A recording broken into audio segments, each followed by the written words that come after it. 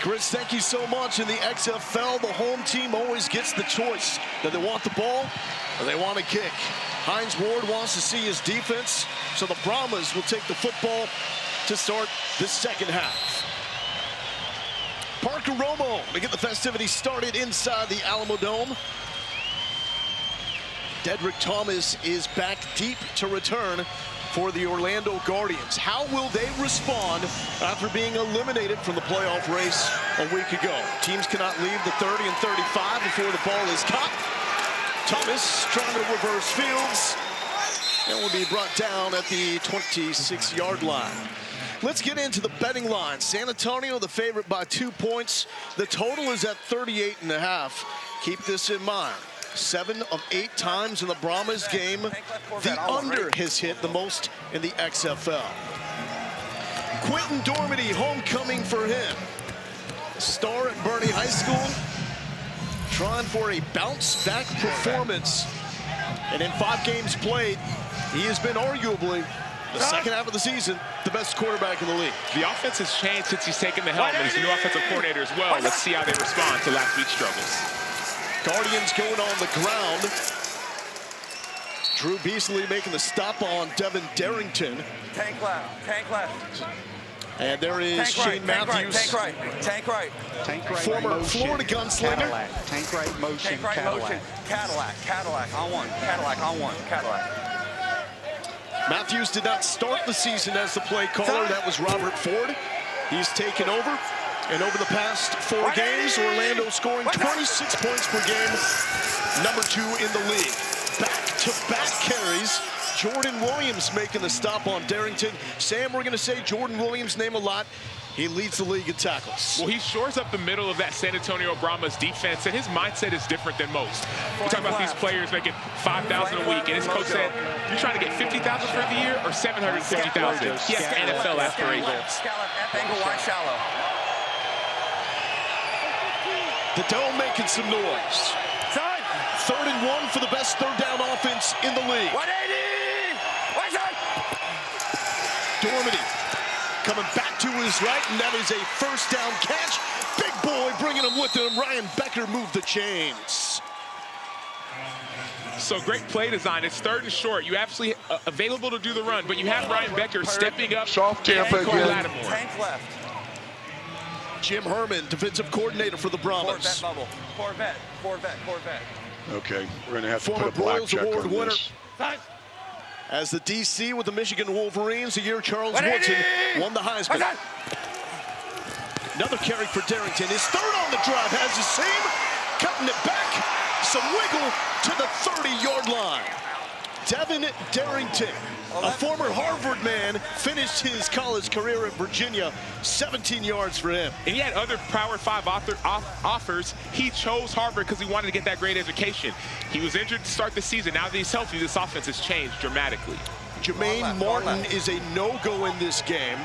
So here is Dedrick Thomas, who's at the bottom of your string. He will play some running back as well. Dormady looking that way to Thomas, and he's hit immediately. Popped on the play by Jamison Houston. Houston just signed this week. Good job. Played with Jordan Williams at Baylor. Crisp opening drive for Orlando, but we've seen this throughout the course of the season. The first drives have not been the problem. Rip stay. Orlando has consistently done well to start the games, but it's not about starting for them, it's about finishing. Get the good start, finish well. Eli Rogers in motion. Dormady, pump fake, went back to it. There's contact, and that is easily going to bring out a PI as Charleston Rambo was the intended target.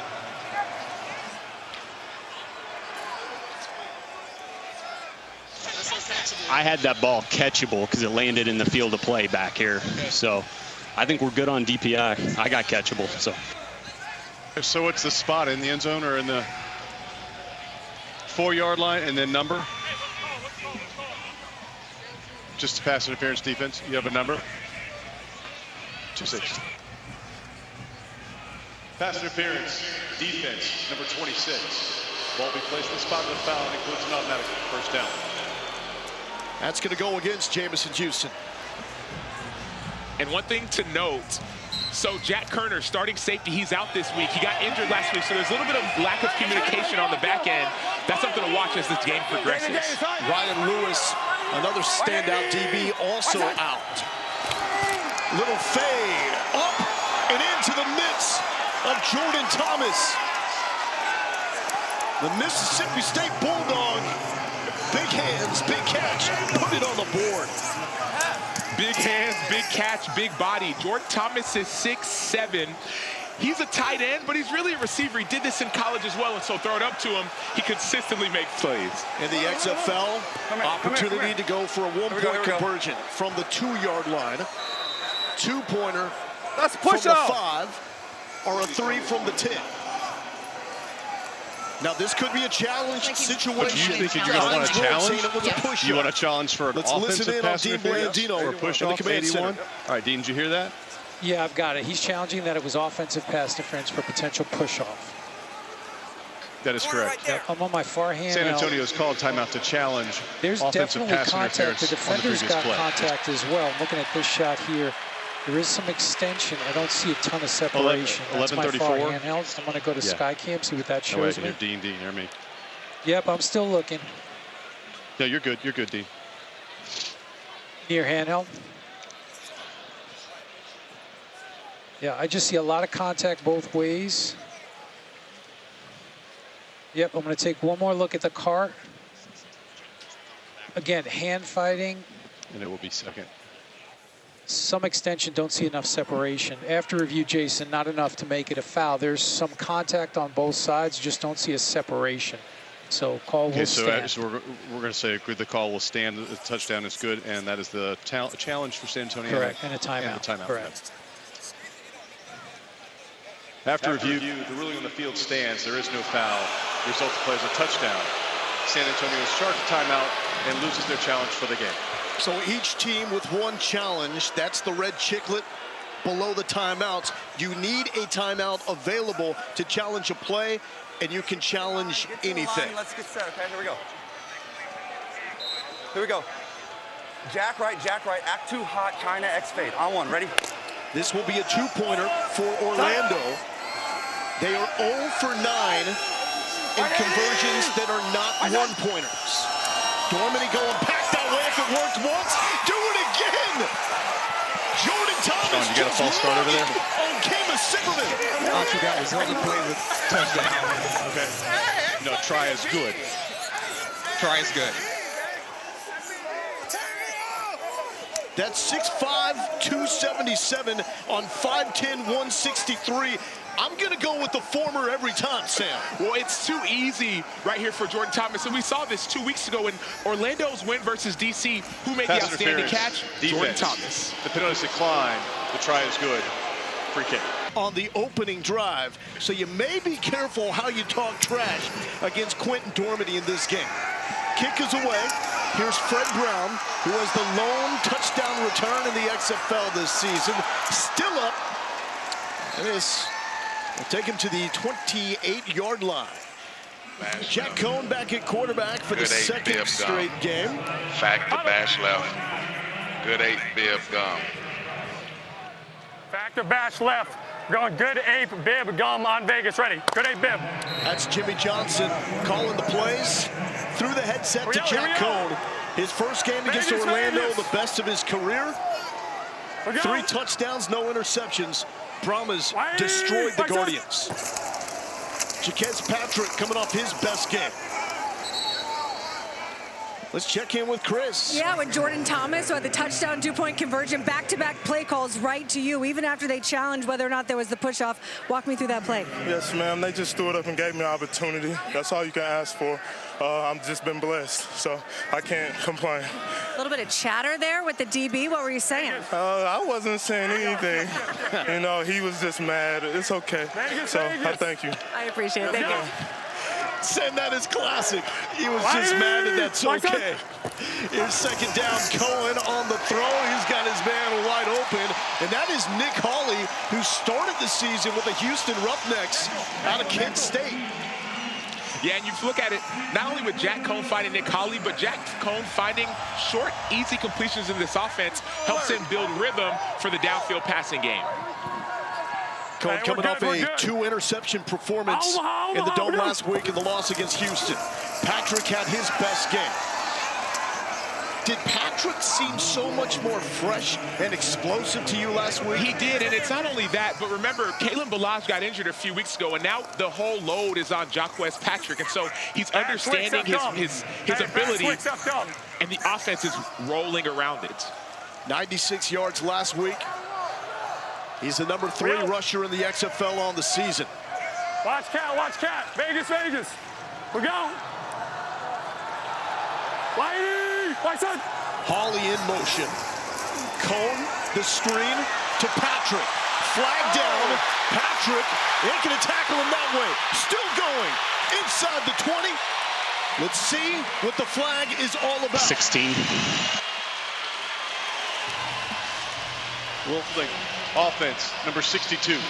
10-yard penalty from the previous spot. Repeat second down.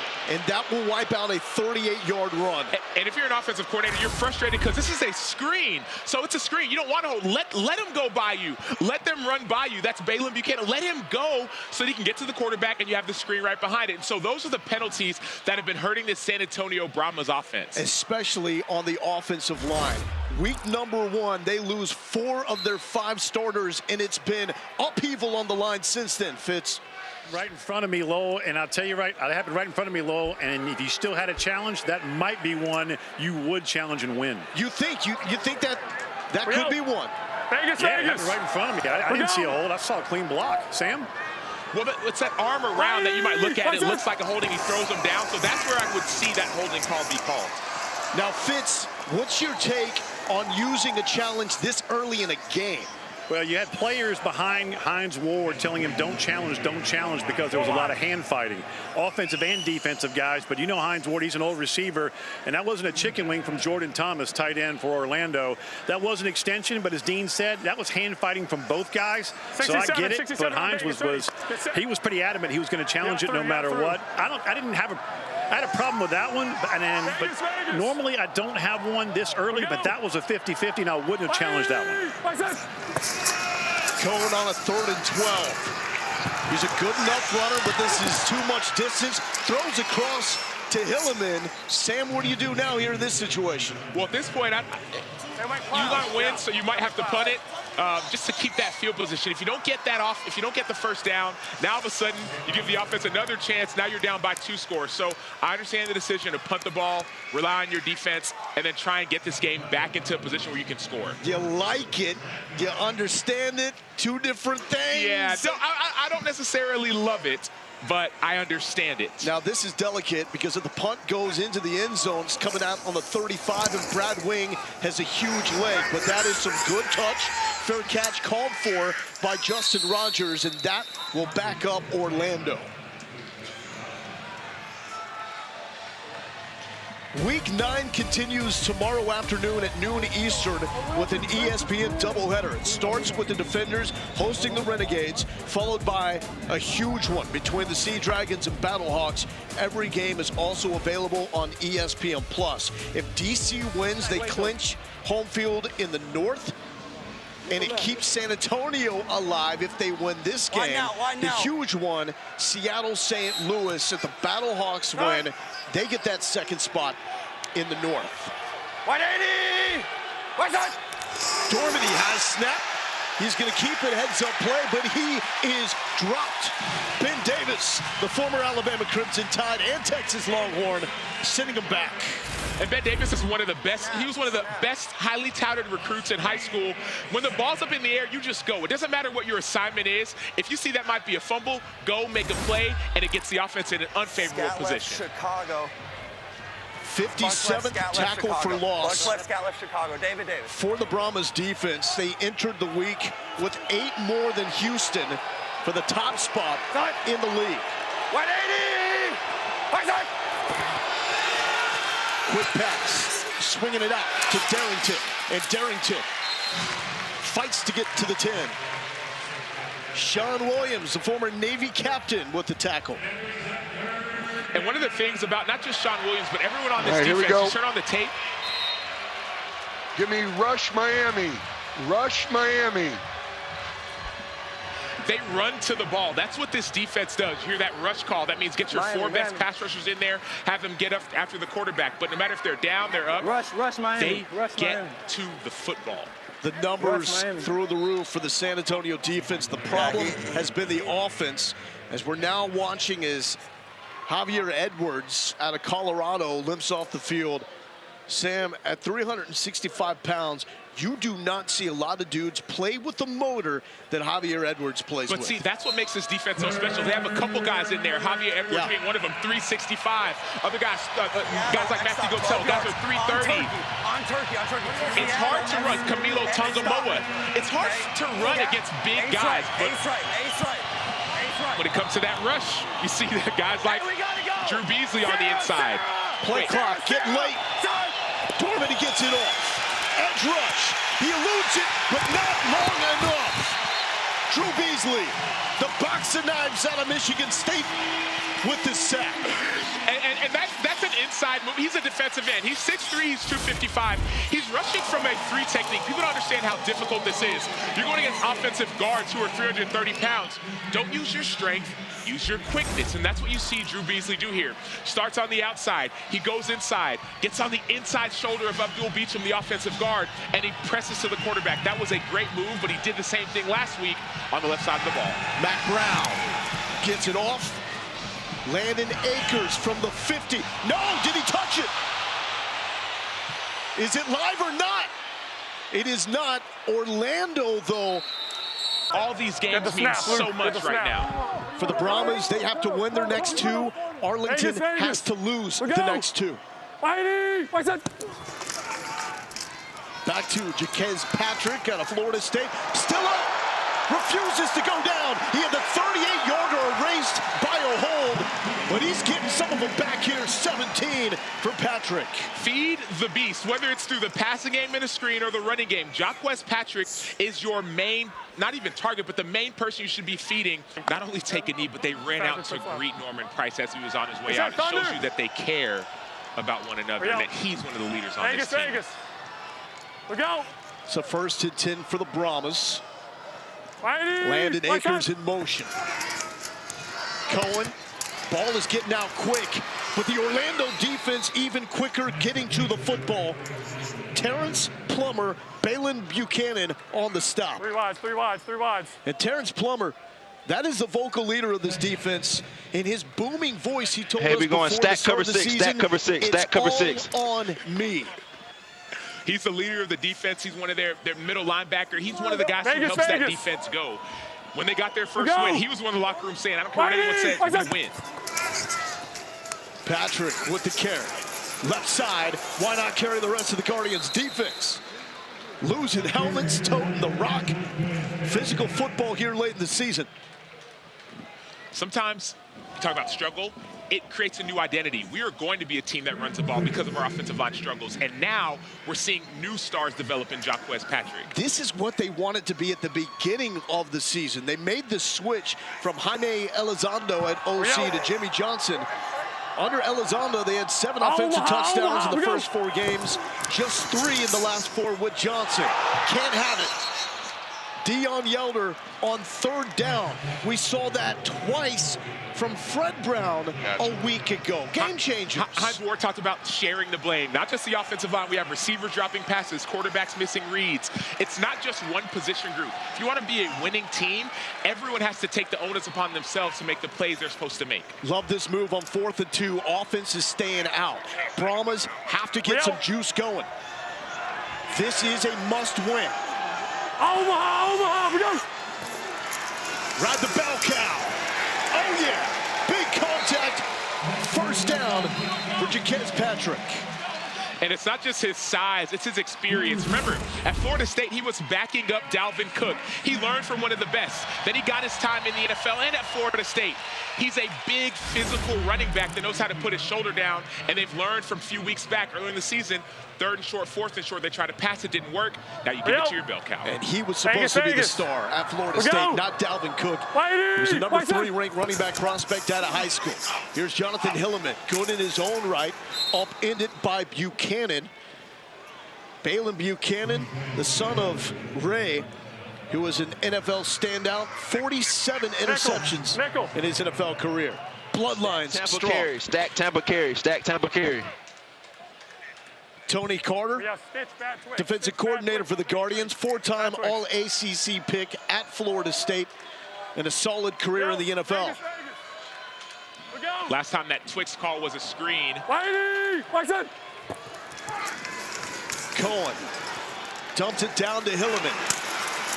And Hilliman is dumped by Gerald Willis. Willis out of Miami. One of the standouts of this Guardians D.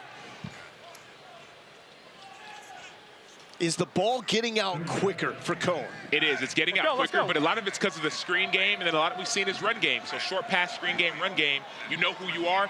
No downfield passing yet. 74 on Vegas, ready. Hurry out. Vegas, Vegas. We go. 8th play of the drive. Watch that. Cohen, pressure off the edge, throwing on the run to Akers. And Akers makes the catch. The spot is very short, however. And it's relatively questionable. I'm looking at some of the replays. It looks like he actually got the line to gain. Let's go, let's go. Now, Brahmas do not have that challenge available. Hey, we're going Falcon, Falcon, Falcon, Falcon. Good A. Are you going to measure it? First down, first down. It's a first. Now it is a first down. And this is one of the great things about the XFL. So Dean Blandino, one of the things he can change by himself is line to game. So he wants it to be right. Let's go. Double left fig. Stack Double Tampa right fig. carry. Let's go. Say it good, Oscar go. Hey, bad Oscar. No. Good Oscar on Vegas. Ready. Yep. We're good. We out. An absolute chaos Vegas. When you hear the multiple communication devices, but that's what it's like in real time. Trying to come up with the right call. Patrick, right side. Patrick, the ankle tackles ain't working on Jaquez Patrick. And here's the issue. Jaquez Patrick is a big running back. So if you're a cornerback, if you're a DB, you may not want to hit somebody who's 6'3", 242. That's the danger that comes when you play defense and you're going against a running back that's built like a linebacker. Now, you're a big guy, so on defense, how would you tackle him? Well, as an outside linebacker, I'm saying we're about the same size, so you're not looking at me and sizing me up. You're looking at the little guys doing that. So 23 seconds until the end of the first quarter. Brahmas will have to get a play off. Mayday. 3 seconds for Cohen to do it. Quick pass. Patrick in the pass game into the 20-yard line. And that will bring us to the end of the first quarter. The Orlando Guardians. San Antonio would have that edge. Logan Lindo here with Sam Acho. First things first, you got to score some points. Patrick has been the leader for the San Antonio offense. Cone going to TJ Vasher. Was he in? No. Sam, there's been so many close calls with Vasher. They cannot connect lately. Well, that was better than what we've seen all season. Most times we're seeing the quarterbacks overthrow TJ Vasher. This time they gave him an opportunity. In high school, his coach said, man, all we would do in the red zone, we would just hurry up and throw it up to TJ. Obviously, you see a little bit of a bobble here. It's out of bounds, but he's the guy you want to give an opportunity to. I got a chance to talk to him before the game. He's every bit of 6'6". He's got all the talent in the world. It's about the belief and getting him the ball. Here is John Parker Romo, who rushed on the field to kick a field goal to send the game to overtime last week, but we got a late timeout call here by Orlando. Prior to the snap, timeout was called by Orlando. This is their first of the half. It's 30 seconds left. Parker Romo is as much of a breakout star in the XFL, really, as any player. He's been so consistent. You go back to that not even walk-off, but that walk-in field goal, walk-on field goal to take the game to overtime last week. Parker Romo is a model of consistency. You talk about it, 11 straight made field goals. Only miss was in week 1. He's part of the reason why he's a huge part of this offense. Catch episode 6 of the XFL docuseries Player 54, Chasing the XFL Dream, available to stream on ESPN+. Directed by Peter Berg, this 9-part docuseries chronicles the creation of the XFL, and you get an all-access look at all 8 teams. 38-yarders, let's do it again for Parker Romo. Also has an XFL record 57-yarder against Seattle earlier this season. The kick is up. Put it on the board for John Parker Romo. This man is on fire. You could tell the trust that they have in him. I saw him and Hines Ward before the game.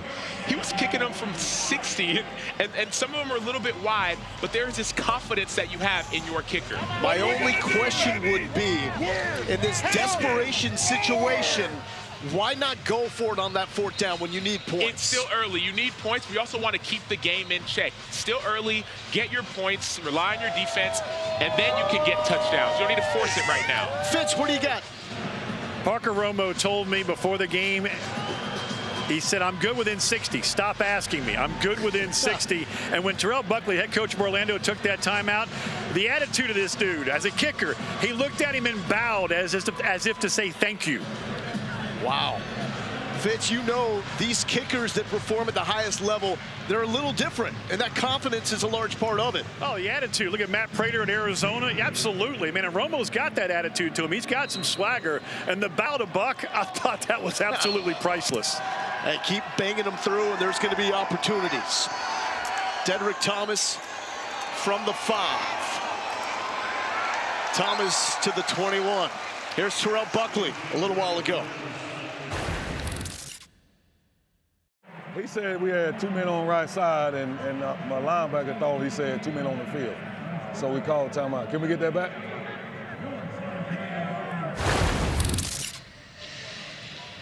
Hey, man, shoot your shot. Hey, it's worth a try.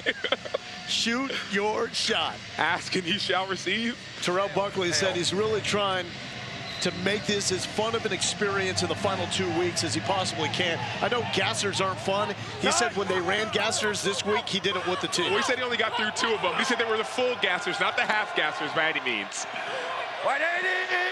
Quentin Dormady back to work. Oh! Dropped with authority by Drew Beasley. So we're going to watch Drew Beasley get this sack. So this inside move, he's worked it time and time again. I saw him do this same exact inside move a few times last week. He's at the top of your screen. You come up, you get the tackle over setting, and you club under. That's his 2nd sack on the exact same move. He's just doing it now from the outside instead of the inside. That almost looked like the hit he put on Brandon Silvers last week. Yes. Drew Beasley, not the biggest guy, but he's one of the guys we talked to their defensive coordinator. He knows how to get after the quarterback. 2 sacks to start the game. Yeah, we're going on 2. And you know that makes Jim Herman a happy man. Dose right, Dallas on 2. Dose right, Dallas on 2. Ready? On 2. Chris. Well, Quentin Dormady had a long conversation with his offensive line about the communication, particularly when they're backed up this deep. So it's extremely hard to hear. They're going to keep going with what they're doing. But Keith Wagner, offensive line coach, said they may have to stick or move to a silent count if the crowd noise continues to bother them. Also big, Delonte Scott just came off the field. And Scott is the playmaker in the middle of that San Antonio defense. It was interesting, too, in overtime last week, the San Antonio fans in the end zone started telling all their brethren to come down and pack those seats to make it even louder. On the ground, Darrington, good open field tackle here by Terrell Hanks. You talk about that crowd noise, but it's not just the noise of the crowd, it's the newness of the offensive line. We've seen injuries for Orlando's offensive line. We've seen changes. And that's why you're saying, man, we need to get it either on a silent count, something we can all be on the same page. Side! 180! Right side! 3rd and long. The dump down to Charleston Rambo, not going to be nearly enough. But really, in these situations for Dormady, that's a win because of ball security. Yeah, it's a win, but the other piece of it, too, is you start feeling the pressure. Notice who was around the quarterback's legs. It was Drew Beasley once again. So if you cannot block on the offensive line, notice Dormady got sacked 4 times last week, and some of those turnovers were because of the offensive line. It's going to be a long day for Quentin Dormady. Mac Brown, the punt. Teams cannot get 1 yard downfield. It's a fake! Mac Brown showing the missile! And it's caught! KD Cannon! The missile to the cannon! What's up with the punters in this league? They're throwing dimes, Sam! Well, we talked about it before this game even started. We said, man, who's got to make a play? And we were talking offline. You said it's got to be KD Cannon, Jordan Thomas, 2 players who are new to this offense. KD Cannon, the receiver, doesn't do it in the receiving, does it in special teams. Look at it, this motion. People can get a little bit lazy, and all of a sudden, you're playing with nothing to lose. KD Cannon goes, and Randy Moss is on him. You got Moss. Here we go, here we go. 69 yards. And now left side of the screen, the bottom side is Jordan Thomas. Dormady pressured. Complete for a short gain to Ryan Becker. Sam, my head is spinning. Well, so in the NFL, they talk about it being a copycat league. It seems like the XFL is as well. Last week, we saw St. Louis do a fake punt. Wasn't the same, but it was similar. Same thing, it works again. Corvette. Flank right, Z-Sword, Corvette. On one, ready? Orlando has made such gutsy play calls, special teams, the past couple of weeks. Nothing to lose. Darrington shaking.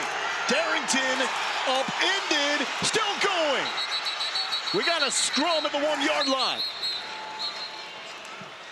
You talk about nothing to lose. The way that Orlando started last week's game, Lowell, was on the kick. It was a kickoff return, and it was a reverse. They ran so many fake reverses. So this offense is going after it in offense and special teams by any means necessary to find a win. Reload, Q, reload. 10 seconds. Flank right, Z-Sword, Bison right. On one, ready? Ace.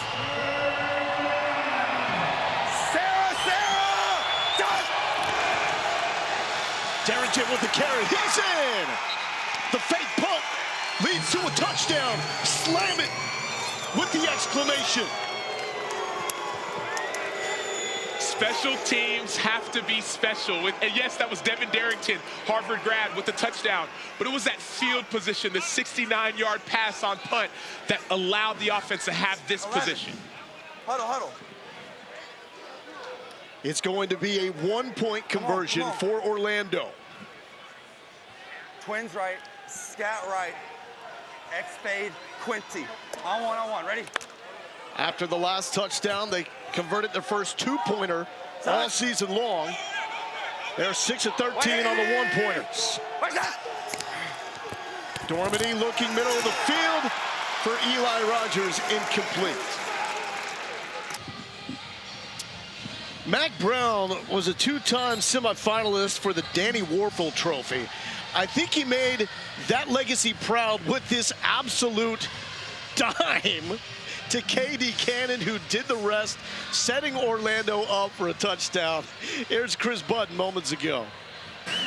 Mac, you told me you've run that a few times in practice. What was the reaction when you finally got the call to rip it? Honestly, it was I was just ready to go. I was waiting on that call all season long, and I think honestly just got lucky. You let it rip. Where's the arm come from? Comes from tons of time throwing with my pops in the backyard or throwing with the boys up in Minnesota. Shout out the boys up in Minnesota, man. But yeah, credit to the guy. Credit to 15 for making the play. And your parents are here to watch it. What's this like to be able to celebrate with them? It's great. It's great. I'm very lucky to have a great family, so shout out them for coming out today. I appreciate it. Congratulations. Thank you. Travis Johnson brought down by Ryan Becker. Pops loves it. This was a conversation pregame with Terrell Buckley about that play. So we get out, we're going to call it now. Absolutely. If you see, when he goes in motion, if you see him running with him, then we're probably going to have what? The backside. Yeah, backside, Jay. If you don't see him running, then we probably have the front side. Just do what you do. Absolutely. Sam, just do what you do? Well, I love the confidence. That's the confidence that a coach can instill in their player. I trust you to make the right decision. Jack Cohn to throw. Cohn complete to TJ Vasher to the 30-yard line. Chris. By the way, Matt came up and apologized to me because we were chatting earlier, and he said I knew the whole time, but I really wanted to tell you, but I couldn't. By the way, he has raised $148,000 for ALS. He had a childhood friend's dad pass away from it. Started a lemonade stand when he was a young boy back in Minnesota. It kept growing and growing. His sister now does it. They call it the Awesome Lemonade Stand. They have it every June back in Minnesota. He's going to continue it this year, but close to $150,000 raised for ALS. Chris, that is an amazing story as Alize Mack with the dropsies. And Sam, great things happen to great people.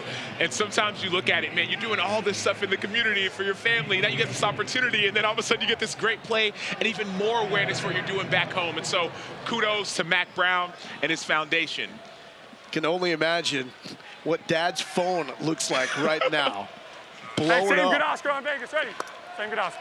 That could be the next quarterback guru right there. You heard what he said about me. I was throwing with him in the backyard. Yeah. Omaha, we go. Hilliman. And the Orlando Guardians don't look like a team that have one win on the season. And that's what Buckley told us coming into this game. Thomas has the first touchdown catch by the Guardians. Got pancaked. Hilliman checked down. It's going to be close. The spot is right at the sticks. It should be a first down. Well, why'd you have to say it like that, though? Well, got pancaked. Because he did. Yeah, he's a tight end. He's a receiver. Sometimes you get up in that D-line. It makes a lot of noise, but he's trying to help. Their front seven is a little bit banged up, and so that's why he's an offensive guy going to help on the defensive side. You just want me to say he fell over? I mean, I gave the guy the props with the mitts in the end zone. The tone and what you got pancaked. Vegas.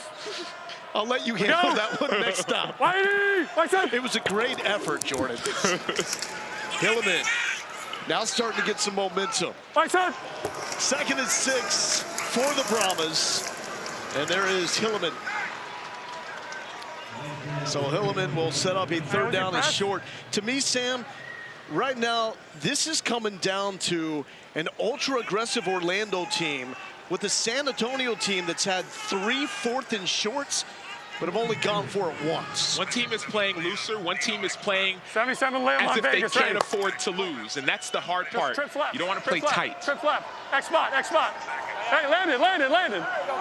That's it. No, flare.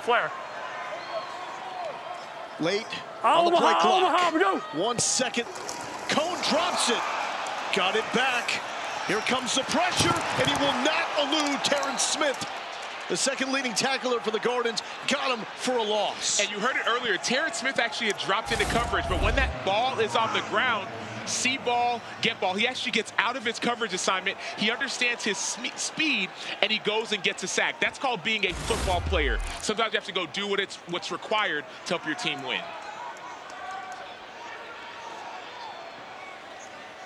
Here's Brad Wing. Have we seen Wing's arm yet? San Antonio needs something going. This is a boomer to Justin Rogers. Backpedaling now at the 10. 4 Brahmas there, and he's brought down by Ty Smith.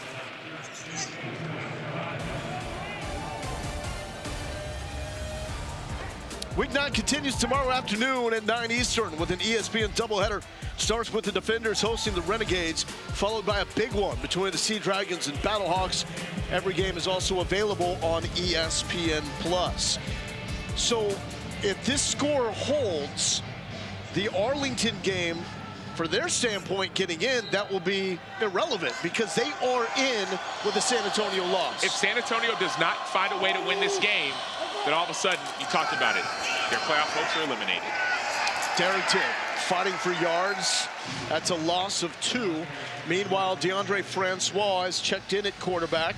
This is something that Terrell Buckley told us coming into the game he wanted to get back to. Felt like he could have mixed in Francois in the middle of the last game when Dormady was struggling with 5 turnovers. And he added the piece about opportunity. He said, I want to give DeAndre Francois his opportunity as well to shine like he did in college.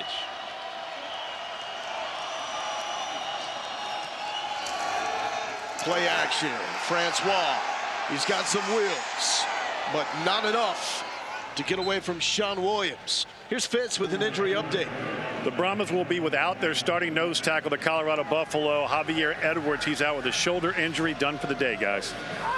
That is a big blow for a stout man in the middle of that San Antonio defense that has settled in after the opening drive in which Orlando drove the length of the field, got on the board with Jordan Thomas. And there's only a 51-man roster in the XFL, and so when players get injured, that depth is even more thin than you would expect. That's why we saw Jordan Thomas playing defensive end. Orlando's second time out of the half. It's a 30-second break. Guardians take timeout number 2. What do you think of the start so far, Sam? I've been impressed by Orlando. We didn't know what to expect based off of their 5-turnover performance last week, but offensively they're putting up points like they did over the last half of the season.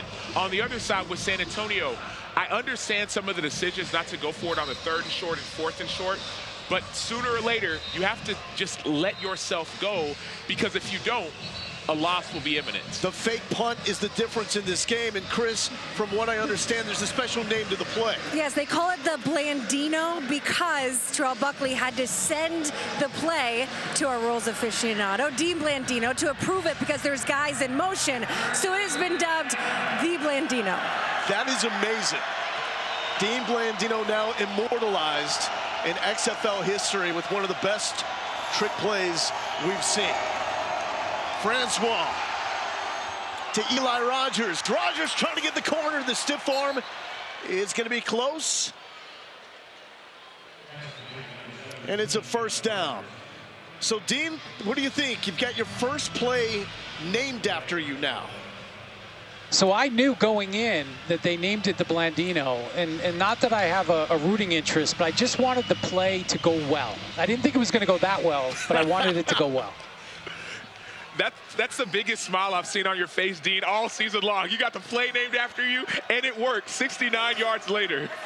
On top of the spring football world right there. Darrington somehow slips out of the tackle, and he gets 9 yards on first down. I think Dean blushed a little bit as well. He did. And that's the thing. So if you're a coach, that's a smart play. It's saying, okay, I know I want to run this, but let's make sure we don't get called for any kind of penalty, any kind of illegal procedure or illegal formation. Let's get it all situated. And it's also kissing up a little bit to the VP of officiating. Now, Dean calls it as he sees it. Dean has done a fabulous job all season long in the XFL Command Center in Van Nuys, California. Darrington again. Darrington picking up a lot of the slack with Jermaine Martin out. Last week, this is an Orlando team that had 16 carries for 25 yards. A lot more success on the ground. They're up to 48. And some of that may be attributed to the loss of Javier Edwards. We talk about his size, about 350 pounds. Missing him in the middle will affect your run defense tremendously. Orlando eliminated last week. San Antonio needs back-to-back wins, back-to-back losses by Arlington to go. They lose here, it's done. And the Renegades are in. Francois on the run. Trying to beat Williams. He's forced out of bounds. Flag on the play. Down.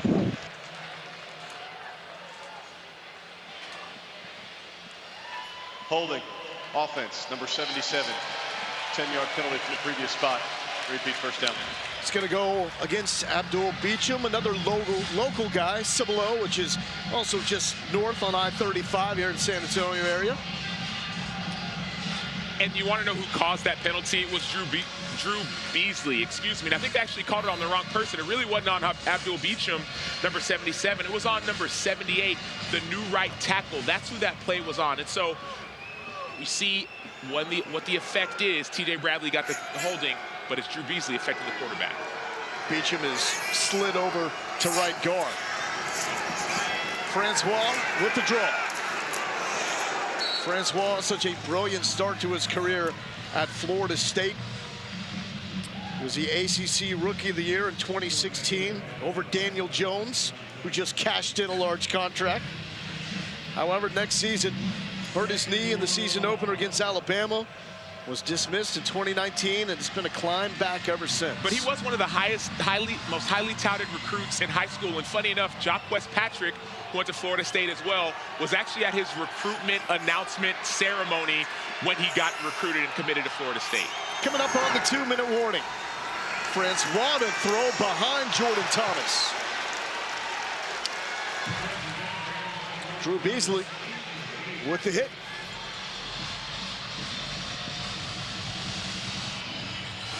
And the clock will run up until the final 2 minutes. 3rd and 17, Brahmas need a stop. That's Andrew Jamil in motion. DeAndre Francois, the quarterback. They'll play it safe. And that is Dedrick Thomas, met by the Brahmas defense with Jordan Williams and Sean Williams, no relation. Just two absolute studs from the Brahma defense. Jordan Williams, standout at Baylor. Sean Williams, the former winner of the Defender of the Nation Award at Navy, given to the top player in America from a military school.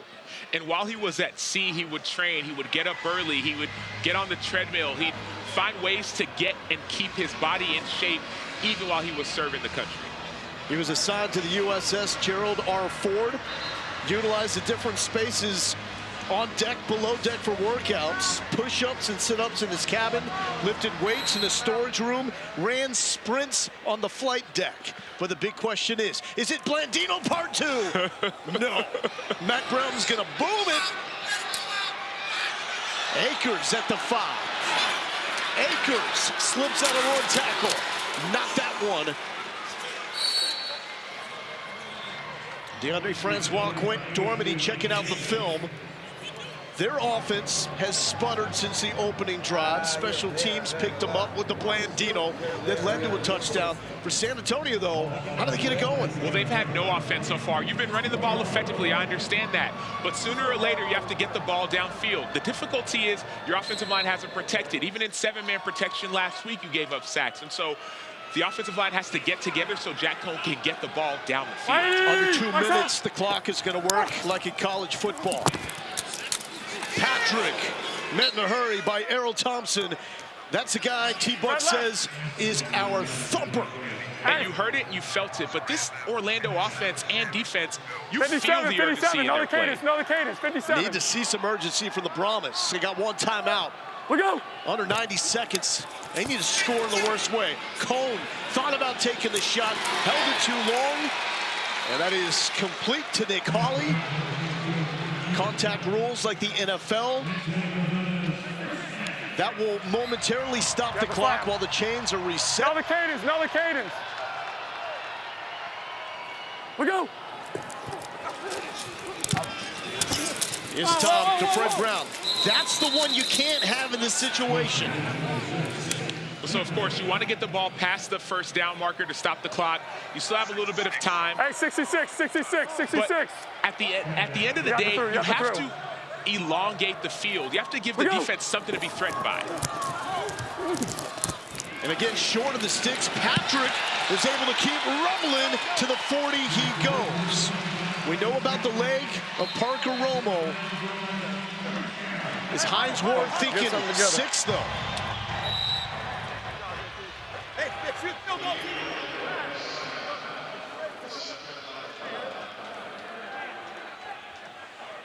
Guardians player is down. Orlando cannot stop the clock for the rest of this first half. And that is Jaquan Blakely being checked out and jogging off. Hey, tackle it. Blakely out of Tennessee. Romo out of Virginia Tech. So clutch. Distance, not an issue for him. He's got an XFL record 57-yarder. He's already slammed home one earlier. The lone points for the Brahmas. But those passes short of the first down marker, those were the type of plays that absolutely killed Vegas in the early game today against Houston. And it's not just that. I understand things being open, but if you want to win in a game like this, even if the space isn't as open downfield, you have to take a risk. Cohen. Holly! Got it! Inside the 10. There's your risk. It's a 34-yard gain. Middle of the field was wide open. Great read by Jack Cohn. And that's what you see when the offensive line is protected. Nick Hawley, great story out of Kent State, where he played with his brother. San Antonio's called their third and final Think about everything he went through from break. 2015 through 2017. Tore his ACL twice, tore his MCL once, and also broke his back. Yet here he is, getting the Brahmas in great position for their first offensive touchdown. And he was part of the XFL in the previous version. He played in the CFL with his brother. Nick Hawley has been through so much, but he's a story of redemption. Was with the Houston Roughnecks earlier this season. Now he's got his opportunity. And you see it here. The middle field's going to be open. Jack Cohn's going to read it quickly and get the ball up and down over the outstretched arms of the defender. That's what we haven't seen for a few weeks with this offense. Those long gains, big gains, it stretches the defense and it forces you to play a little bit further back, which will open up the shorter throws if you need them. Good 8 bib gum. Got an RPO. So 34 yards to Hawley by 2 yards. That is the longest play of the season for the Brahmas. Cannot walk away here with 3. Omaha, we go. Not with the season on the line. Patrick dancing, waltzing into the end zone. It's a big fella with great footwork. And here come the Brahmas. Jacquez, sweet feet, Patrick. For as big as he is, he moves with such agility and such quickness. He knows how to find the end zone. Did it at Florida State, did it at the NFL, and now finally, you had to get a first down or really a touchdown, no more timeouts. He avoids the defender, gets it to the end zone. Jacquez Patrick, have a day. I'd say. Now lining up for the one-point double, conversion. good buff gum, Z-key on Vegas, ready. I'm going gun. Here we go. Fred. And this is simply what San Antonio does where they are most comfortable. Omaha, go. To Brown, and Cohn was able to coach the official into throwing the flag.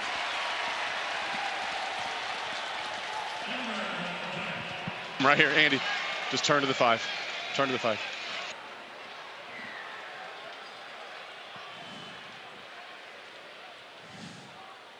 Pass interference, defense, number 27. Foul occurs in the end zone. Penalty, put the ball to 1 yard line.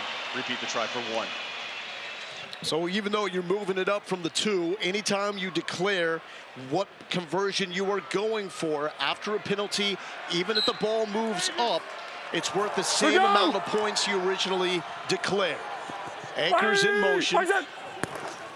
Patrick, the running back. Finish what you start.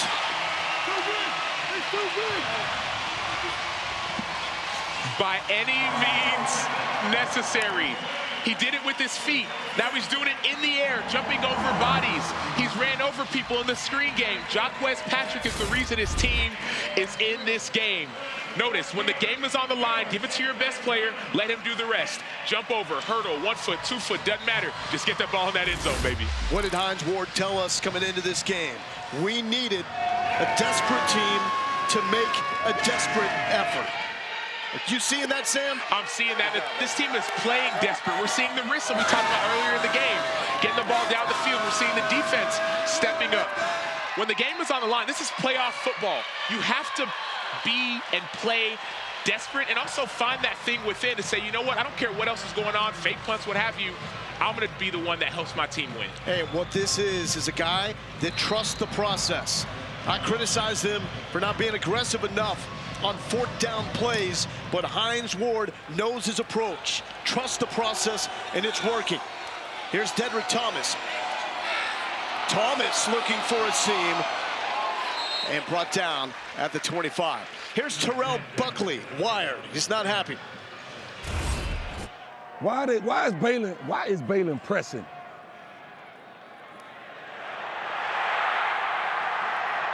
carry. Oh, my gosh, man. Sam, what's he talking about? And so we said that carry piece, so the middle field runner looked like they turned the wrong way. If you're going to do a cover two like that, you have someone running down the middle of the field. You check one side, check the other side. They turned the wrong way, and that's why you saw the receiver wide open in the middle of the field. Defense. Decline it. Orlando is lining up content to take this one into the half. 12 players on the field. Pillars decline. It's the end of the first half. And Paxton Lynch, he started with Orlando, and now he's with San Antonio just a few weeks ago. You talk about this opportunity. Well, he's looking for it as well. He may get his opportunity today, and if not, could be next week. Looking for a big return from Fred Brown. Got one a few weeks ago in Vegas. Oh! High-speed collision. Jeremiah Gemmel. They're both holds, so our spot matters. What's your number, Justin?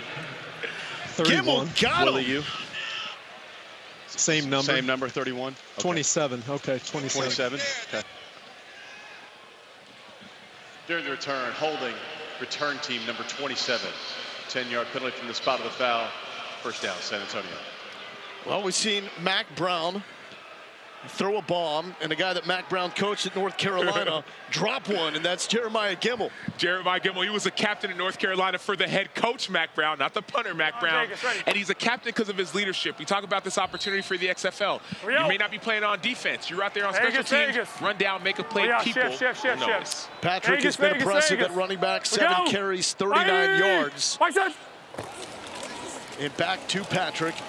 He's trying to join Abram Smith from D.C. as the only players with multiple 90-yard rushing games this season. Let's go one on. There is Jimmy Johnson. Fake good bull lock trail. One on. Fake good bull lock trail. Hey, fake good bull. Fake good bull on Vegas. Ready. Make sure you get out, JP. That is the offensive coordinator for the Brahmas, calling plays for the 5th straight game. Taking over for Jaime Elizondo. San Antonio really wanted to spread it out when Johnson took over. They tightened up their formations lately. Patrick, lethal out of the backfield. Move him. One benefit of the check down is when you get into a guy like Jacquez Patrick, because why? He's going to get yards after contact. People don't want to tackle a guy who's 240 pounds, so trust him and get the ball in his hands.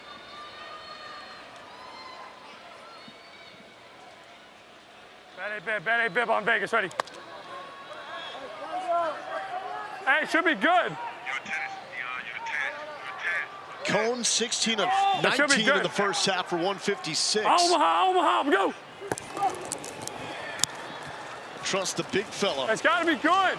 Gerald Willis, however, makes a stop. You hear him talking about, man, it's got to be good. Well, good for this offense is to the right. Bad is to the left. And so we say, man, based on this formation, our play call is actually wrong. And that's why we didn't see that play be as effective as we would have hoped. 4 rib, 74 rib. On Vegas, ready. Nick Hawley now at running back. Who's Mike? Who's Mike? Motions out. Whitey! Right side. Cone with the wheels. He's just good enough there. And we heard him asking with the live mic, who's the mic? Who's the mic? What's the significance of that? Well, the significance is for the offensive line. It depends on who you're going to slide to, who you're going to block. And so that helps identify, hey, who's our Mike linebacker? Because that's who our center has to block. Because our running back, quote unquote, it was a receiver, is motioning out. Who's the Mike? Vegas, Vegas. We go. 3rd and 5 for the former Wisconsin and Notre Dame quarterback, Jack Cone. Cone to an open man. Hit immediately, but hauled in by Travis Toivonen. The only Brahma averaging more than 10 yards per catch this season. Just doesn't have a lot of catches to his credit. Former standout at North Dakota. Not North Dakota State. Bad Bear on Vegas, ready. Bad Bear. And he played in other spring football leagues. He was MVP caliber. He knows how to succeed at this level. Enormous 3rd down conversion there for the Brahmas.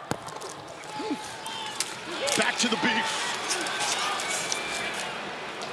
If it ain't broke, don't fix it. Steady diet of Patrick.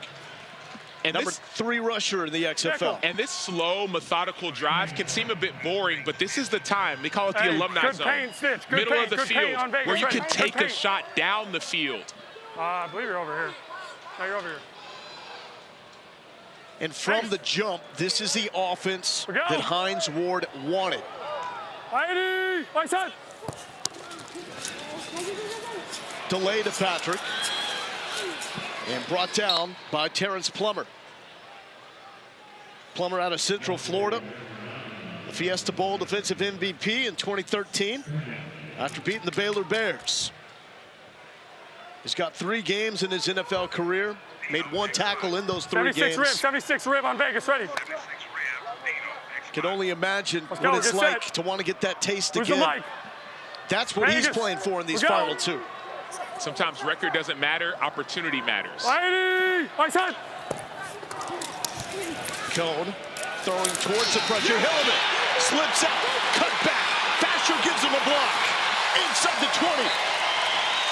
Good read by Cone. Better downfield block by T.J. Vasher. So I talked to Jonathan Hillman before the game. This guy could have gone anywhere. Could have gone to Alabama, Ohio State, Michigan. Chose Boston College and transferred to Rutgers. Was a leading touchdown getter when it comes to running backs. He's elite on his feet. He went to play for the New York Giants. Backed up Saquon Barkley. He learned from the best. That was his favorite team. Now he's doing it here in San Antonio in the XFL, hoping to get back to the NFL. Here we go. Hawley in the backfield stays there for the moment. Cohen comfortable. Alize Mack, another Golden Domer like Cone. Alize Mack, one of the top recruits coming out of high school as well. Went to the New Orleans Saints, got coached by tight end coach at that time, Dan Campbell. They've been waiting for him to expand and explode in this offense. Maybe this is going to be the day as we see this rhythm start to come. And this is T.J. Vasher territory. He's good for a grab or a PI. Bottom of your screen. Number 18. Omaha, we go. And Patrick hit immediately by Gerald Willis. Kept slogging for maybe an extra yard. Big 3rd down. You heard Hines Ward say, come on, we got to score. You're in the red zone again. 3 points will not cut it. Let's go. Double left, fix yak. Double left, fix yak. Let's go. Sprint right pylons. Hey, sprint right, sprint right, sprint right. 44 Jacksonville 0. 44 Jacksonville 0. 44 Jacksonville 0. Vegas. We go. Right side. Cone moves the pocket. We'll have to throw it away. Now, with the 1-point conversion after the touchdown right before the half, you bring out your field goal unit, and you're still down by a score. You're still down, and I get the frustration from the fans, and I understand getting points, but down the line you're saying, man, what is going on in the red zone for our offense? We like points, but we like touchdowns more than we like field goals. Saw it last week against Houston. Had a 1st and goal from the 1 on the opening drive. 3 straight tackles for loss, backed up. Then could not score in the overtime period. 29-yarders. Romo up and good. And this Orlando team, though, has to respond to those points. How do you respond in the second half? They've started strong every single game. They have not finished. We heard Terrell Buckley say it at halftime. Let's see how they respond right now. Dedrick Thomas, 2nd tackler for the Brahmas, bringing him down. I think they get it for that matchup against Seattle. With all roads leading back here, the downtown San Antonio, the Alamo Dome, site to the XFL championship. Quentin Dormady back at quarterback, tucked it in, and Dormady will have the 1st down yardage. Check in with Chris Button. Lowell, I talked with Terrell Buckley coming out of halftime about going deep in the playbook with that Blandino play call. He said that's always been the fabric of who we are. The difference now, it's my decision. I'm the one telling him we're going to run these plays. He's had a very big evolution in terms of being a head coach from week 1 until now. He's written a journal that he says is about 75 pages full.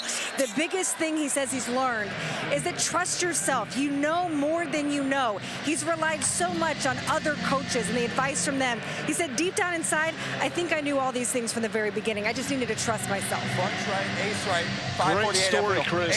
Ace right, ace So right. Dormady was a yard shy of the first down on the scramble, but picked it up with Eli Rogers. Okay. Learning process not just for the players, but for the coaches as well. 180. What's that? As Dormady looks to throw. And throws that away. That is very similar to the conversation that we had with Hines Ward before the game up in Seattle, where he's had to learn to trust himself. He hired his OC, DC, and then let them draft all the players. The guy he hired as the offensive coordinator isn't even calling plays anymore. He talked about not knowing some of the coaches. He said, I wish I would have known them beforehand, because that trust is a big piece. But also he said, I'm learning as a coach as well. We're getting to know one another, we're getting to know our team, and now we're trying to find ways to win. Dormady, shot over the middle, too high, too hot, looking for Jalen Smith. And the reason that matters, Lowell, is some coaches have different coaching styles, different methodologies. And so if you know that going into it, then you have a better idea of how to work with someone. But now you're trying to learn all the players, how to work with them. Now you learn how to work with and manage the coaches. It makes it a lot much tougher of a task. Correct me if I'm wrong, but as a player, you're focused on how can you be the best as an individual. As a head coach, you got to worry about everybody and everything. Here's a 3rd and 10. Hey, easy. Hey, roll, San Antonio roll. getting rowdy. Hey, ace right, ace right. Sarah, shot. Dormady, the pride of Bernie, floats it. Rogers had it, dropped it. Forced out by Anthony Tejada. So he didn't drop it, Lo. You said it right the second time. It was forced out by Anthony Tejada. Anthony Tejada played in the NFL as well. He played for the Washington football team. This dude wants to get back to the NFL. He actually was playing in the CFL. He terminated his contract to say, I want to either get in the XFL or the NFL. Anthony Tejada, his brother Raleigh, plays for the Houston Roughnecks, taking advantage of every opportunity. Landon Akers back. Here's Mac Brown. Mac Brown. This is going to be a short punt, and it's going to be downed around the 30-yard line. San Antonio back in the picture. Vegas. After a late touchdown drive in the first half. Capped by Jaquez Patrick. Hilliman's the running back. Jack Cohn. Now as a Mac will try to get up and drag a defender with him. See, NFL rules in terms of got to be down by contact, not like college, where if you fall over, you're done. So Mac fighting for those extra yards. 369 on Vegas, ready. This is not a prolific San Antonio offense. Stay alert, J. Hill. Patrick's touchdown was just the 4th offensive touchdown in the last 6 games for the Brahmas. Right side. Check down to Hilliman. We've got a flag. Flag down. The last win by San Antonio, they did not have an offensive touchdown. They scored on defense. They might need another one of those here to win this game. What was the results of the play? First down. First down, okay. Holding, offense, number 62. 10-yard penalty, repeat second down. Dwayne Wallace out of Kansas, the guilty party. Moving the offense back. Jack Cohn, by the way, season high 208 passing yards. We've seen throughout the course of the season, his completion percentage will look pretty good. 75 Thunder on Vegas, ready. But the ball just doesn't move anywhere. We're not seeing the ball historically get down the field. Now, we saw a little bit of that today. I expect more of that because the season is on the line. Omaha, go! Cohn going through his progressions is going to be brought down by Jaquan Blakely. So one frustrating part about a sack like this, yes, it's a coverage sack. It was a 3-man rush, but it's a 3-man rush. Oh. Go in. Spread right. 66. Auto stop wide bend. 66 on Vegas, ready. Okay, double buzz. Double buzz. Tight. Tell him tight. Vegas. Tight. We go. Get out. That's a 3-man rush. Tight, double buzz, get out underneath the out routes. Cohn wants it all. Holly's open. Has it into Orlando territory.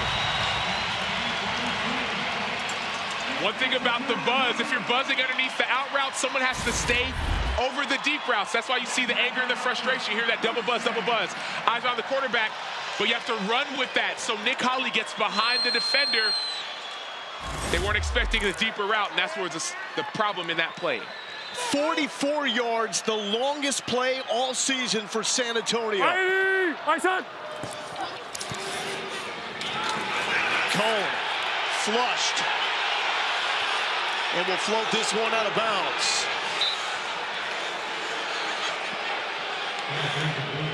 How about the spark from Nick Holley? Had that 44-yarder to follow a 34-yarder. For an offense, it was like running on a treadmill all season long. No big play. You got to get in where you fit in. Nick Holley didn't necessarily fit in Houston. Now he's getting in San Antonio. 2 huge plays, 34-yarder, 44-yarder. This is the offense you've been waiting to see all season long. He was a landscaper before he got his original call with the XFL back in 2020. I think he'll take this lifestyle. Cone, Hilliman, few yards.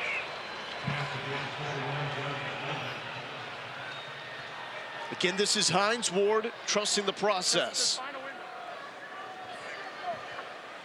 Now a field goal. Yak the spread right. If that's what it comes down to, gives the Brahmas a lead for the first time. 56 on Vegas, ready.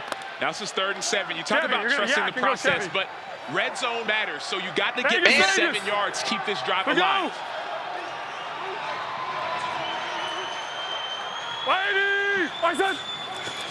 Big pressure by Orlando. Cone sees it. Toes it in. Touchdown. 28 yards. Brahmas take the lead. They ain't done yet. Travis Toivonen, he's played with the best of them. We talked about it in North Dakota. Then he said, I'm going to try something different. Fan control football. He got voted as one of the best players there. Now he's saying, I can compete anywhere I go. Cone with brilliant recognition. Orlando brought the house, Sam. And this was the drive of big plays. It's been the game of big plays. San Antonio has needed them. They have not found them. And on that drive, Cone 4 of 5. Now going for 2. Hilliman is going to have to beat 2 Guardians.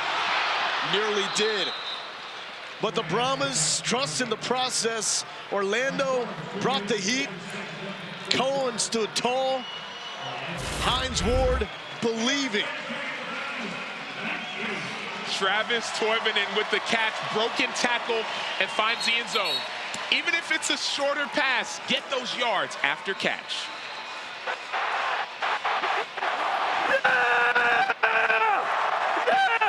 What you want? What you want?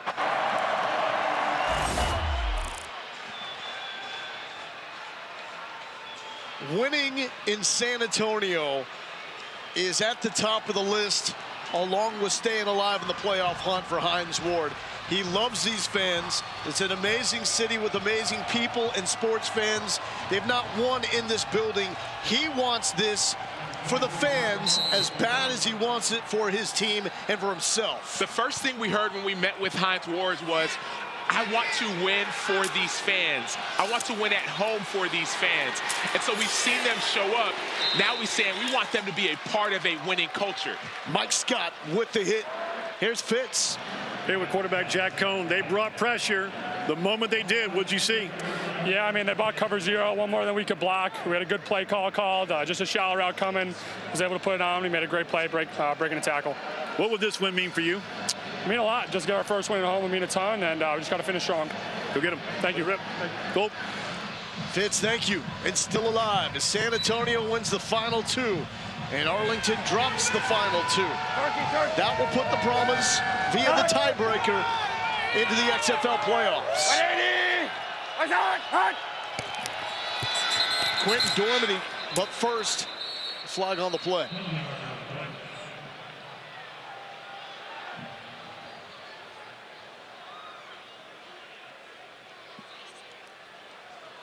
Dark clock move on that? Yeah, what needs to go to 2:07. 2:07 on the clock, yep.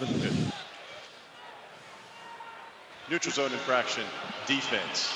prior to the snap, causing the offense to react. It's a 5-yard penalty. Please reset the game clock to 2 minutes, 7 seconds, 2:07.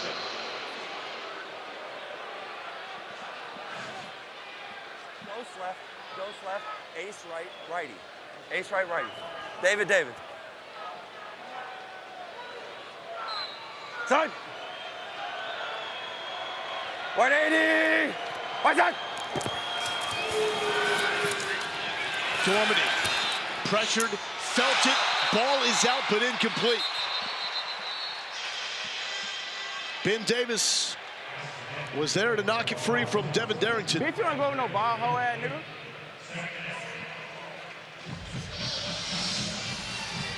Bunch,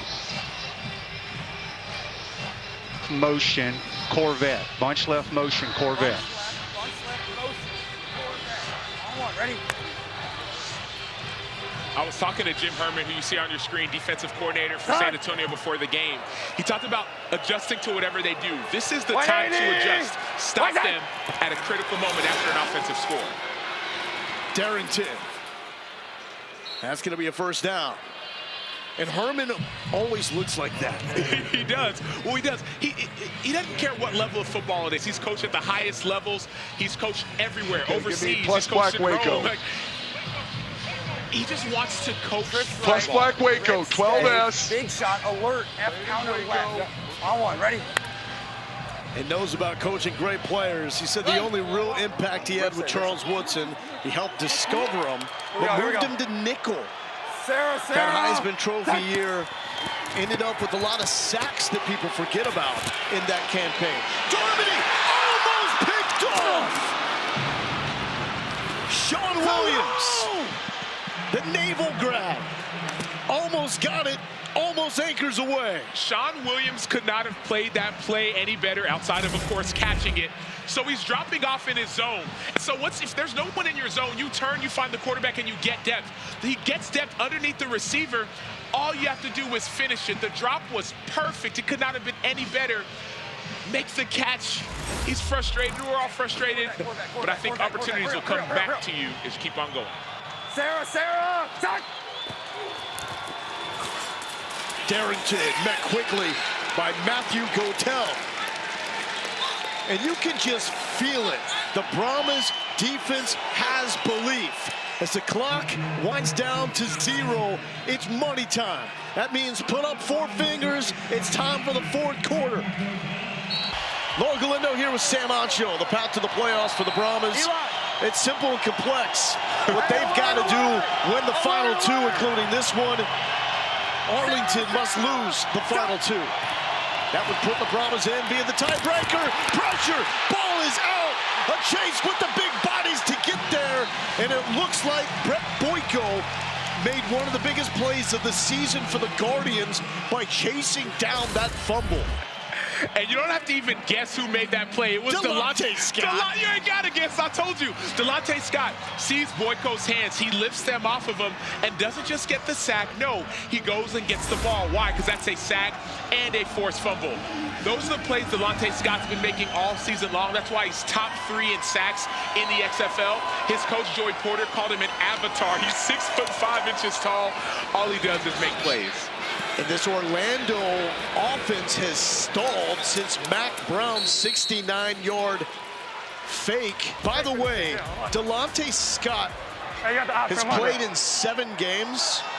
He's got 7.5 sacks. One of the absolute stars in this season of the XFL. Cone back to work with Jaquez Patrick. Cone to Patrick. Patrick's going to have a first down. Ball is out!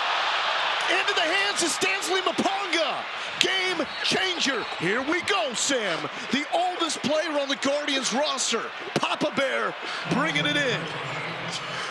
Papa Bear needs to work on his dance moves. But that was a great play by Stanley Maponga. You saw it. Jack Cone saw nothing downfield. He takes the check down. Then you see Maponga, eyes aware, running to the ball. And sometimes, like as they say, the ball finds me. And it was forced out by Terrence Smith. And Orlando now has great field position. They got to make something out of it.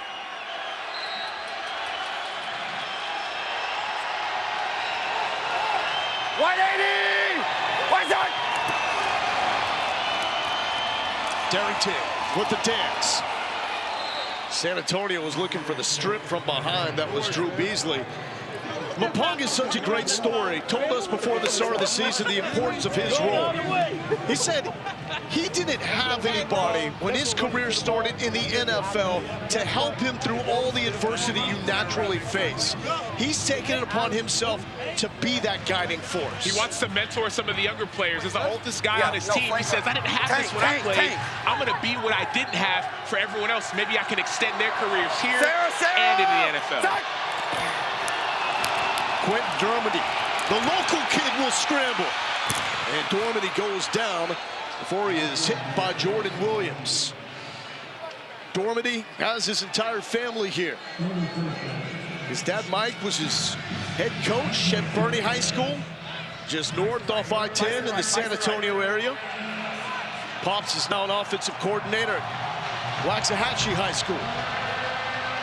3rd and 2.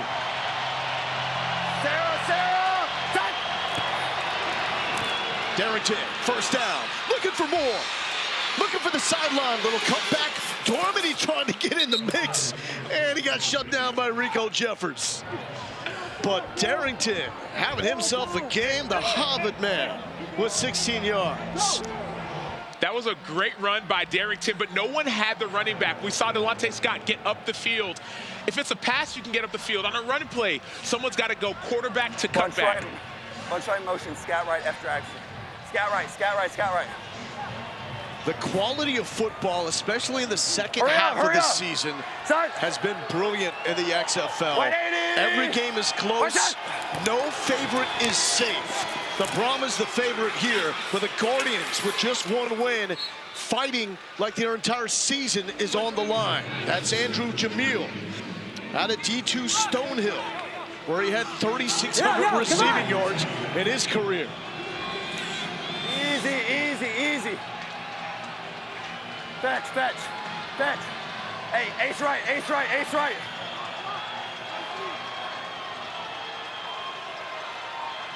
Sarah, Sarah, touch. Dormady high and through the hands of Jalen Smith. Tejada in coverage. San Antonio with some shutdown DBs. We haven't called Luke Barku's name tonight, but Barku has been the best shutdown corner in the XFL. Wearing number 1 in black, his counterpart Terrell Bonds. In number 2, Cameron Kelly you're the drive. has also been a force. You see him on the left side of the screen. 180! What's that? 3rd and 6 for Quentin Dormady. He's got time. Dropped. Field goal, field goal, field goal, field goal. Katie Cannon could not hold on. Cam Kelly, maybe he heard the footsteps of Kelly. And we heard the call from Buckley, field goal. That brings on the former Lou Groza Award winner. Started his career at FIU, finished at Miami. This is Jose Morgales for 52 yards. This would be his season long. Kick is up. And the kick is good from 52. 6 straight makes. After the Morgales field goal from 52, we've got a 2-point game. San Antonio came into this favored by 2. Fred Brown, does he have more return magic like he did from 94 yards a few weeks ago at Las Vegas? The answer there is not at the moment.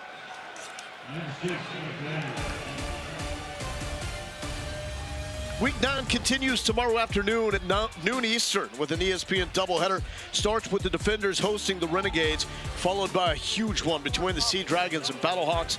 Every game is also available on ESPN+. DC is sold out their home field. St. Louis, they always pack the dome. And Seattle will be eliminated if they cannot take down the Battlehawks. Will we see A.J. McCarron back? Nick Tiano had his helicopter moment a week ago, but that team will go as A.J. McCarron takes them. They will, and Nick Tiano got injured in that game last week, and so likely it will be A.J. McCarron back. That's what we heard from Anthony Becht last week, unless something has changed in this critical game. Hoping to save McCarron. We're good. Get by Vegas, which they did, to have him in the most important game of the season for St. Louis. Patrick, just tough running. He has saved his best for last. Patrick coming off a 90-plus yard performance. And the Dome last week against Houston looked so nimble with the footwork, and we saw that as he got into the end zone near the end of the first half. And one thing about this situation, third and short, you don't want to get too comfortable even though you have the lead. The clock is running, get your first down, and then it's what they say, 4-minute drive, make this an 8-minute drive.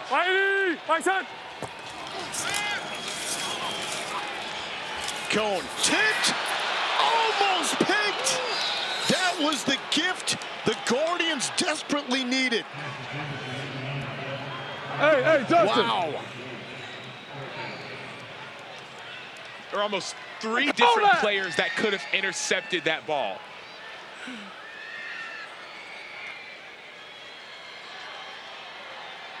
Cone has played turnover-free football. He had 2 interceptions on back-to-back throws to end the first half and open the second half.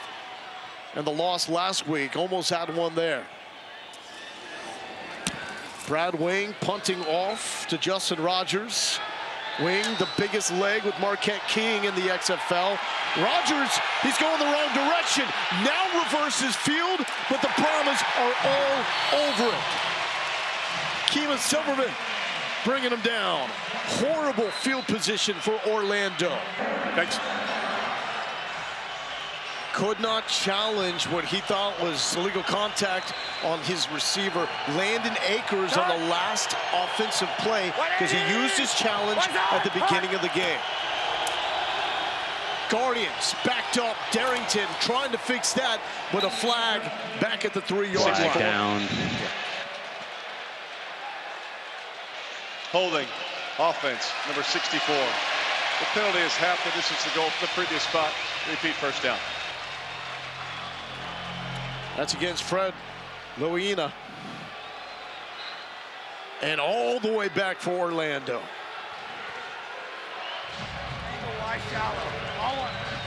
Talk about finishing. We heard their head coach Terrell Buckley say it at halftime. Haven't seen it this season. Will they finish at this moment? Dormady complete to the 10.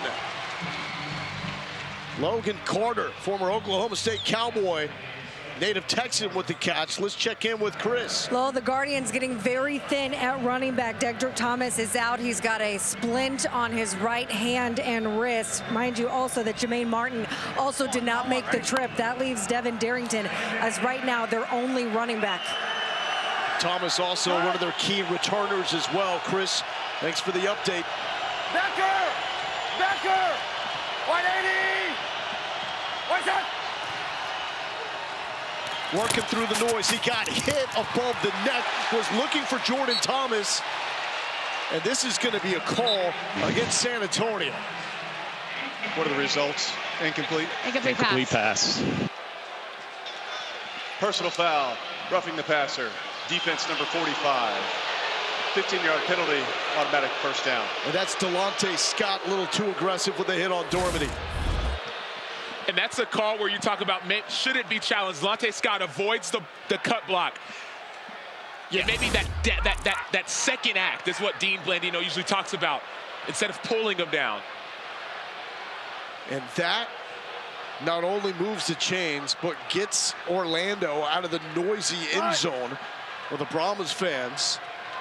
180! Down by 2. Plenty of time left. Picked off! Beasley! Doing it himself!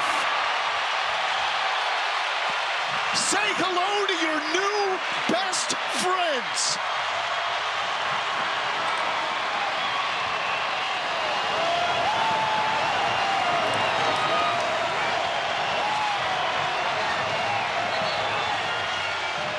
Mo, you said it last week. The last win that we saw San Antonio get, they scored on defense. It was against Arlington in their second game against Arlington. Now we see not only a turnover, but a score on D. If your offense isn't getting it done, which they are today, get your defense involved. Jim Herman said, hey, we want two. I want a turnover in the first half, one in the second half. Didn't get the first one, now you got the second one, and trying to put this game out of reach. Man that began his career as a walk-on at Michigan State has made himself a fixture of this defense coordinated by Jim Herman, full of playmakers. And this is why you save the challenge late. Let's listen in. Yep. And what I saw the restriction. I looked back, and the ball was in the air. Okay. So what I have, it may have already been tipped at that point too. I've got a legal jam. I'm going to go sky cam. Okay, what I'm looking for is a grab here. What I see is the defender legally jamming him within 5. I don't see a grab. The ball is out. So at that point, we can't have holding. Yeah, that's where I'm going to. My all-22 next. Again, legal jam within 5. I don't see a grab. Any grab takes place after the ball is in the air, so no flag, no foul. All right, Jason, after review, there's no flag for defensive holding. I've got a legal jam within 5. Any grab occurs after the ball was already in the air, so there's no foul for defensive holding. Result stands as a touchdown. Result stands as a touchdown. Orlando's charged a timeout, and they can't challenge the rest of the game. Understood, thank you. After review, the ruling on the field stands. Orlando's charged a timeout and loses their challenge for the game. Touchdown. The over hits for just the second time in a game involving the Brahmas. Effort is everything. Drew Beasley on that play, he won on those inside moves. Well, he tried an inside move again. It wasn't effective, so he got out of it, got the pick, and then he scored. 8-point game. And I love the decision to go for 2. You get a 10-point game. Now all of a sudden it's a 2-score game. A touchdown and a 3-pointer doesn't cut it. The max you can get in a possession is 9 points. Here's a penalty flag. 74. False start, gotcha. False start. Offense, number 74. 5-yard penalty. Remains a try for 2.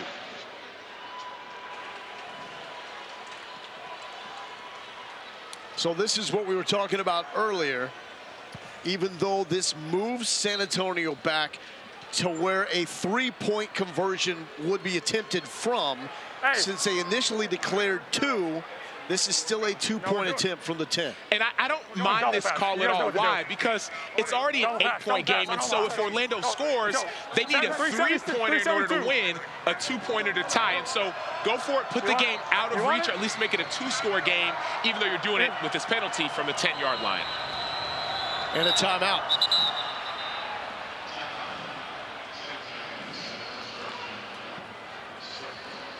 Let's check in with Fitz.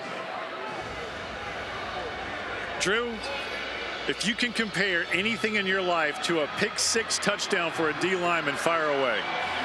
Oh, man. I mean, there are countless memories I could think of, but, you know, that memory, first touchdown I've scored in a long, long time, maybe since middle school. You know, being able to jump in the crowd, you know, I envisioned myself, you know, making a play like that and jumping into the stands. It was awesome. You've lost several home games here by 2, by 3, and again by 2. What would this one mean if you can hold on? Well, I mean, the fans deserve a win. You know, for be the first win out here in the Alamo Dome. You know, these are a special group of people here in San Antonio, and you know they deserve nothing but the best. You give credit to a coach on the other sideline named Mark Snyder, happened to be your D-line coach at Michigan State. Yeah, I love Coach Snyder. You know, he taught me a lot. You know, at Michigan State, you know, taught me about toughness and you know what it takes to play defense. And you know, I miss him a lot, and you know, it was awesome to be able to play against him. Great score. Yes, sir. Appreciate it. Well, and Fitz, he had some ups there too. False start. Offense, number 62. 5-yard penalty. Remains a try for 2. Now, San Antonio's just making this more difficult on themselves. And he talks about the last time he may have scored was in middle school. People don't understand how hard it is for a defensive lineman to score on defense. I get it, DBs and pick sixes and safeties, but you're a DN, you're an outside 67. linebacker. It's not the easiest thing in the world. And that was all him. Tipped it to himself, made the catch, made the sprint into the end zone, stuck the landing in the seats here in the Alamo Dome. PB picked off. Guardians will try to turn this into 2 for themselves. Will not. But what this does is it keeps it a one-possession game with 7:07 left. And Orlando can still win the game at this point. Who knows what they're going to try to do. But the way they've been playing these last few weeks, you get a score. Maybe you go for 3 to try and win. Or maybe you go for 2 for the tie. Well, what they had an opportunity to do last week, down by 3 after a late touchdown, they elected to go for a 1-point conversion instead of a 3-point conversion to tie the game.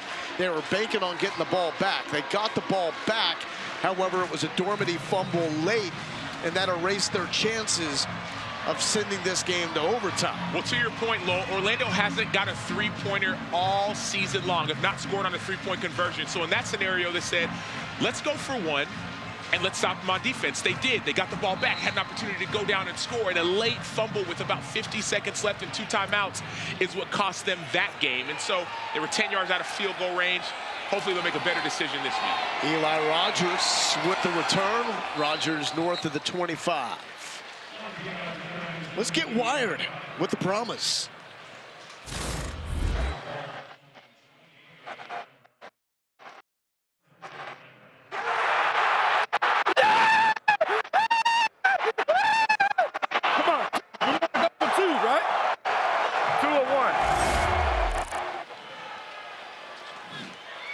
Hines Ward absolutely loving it.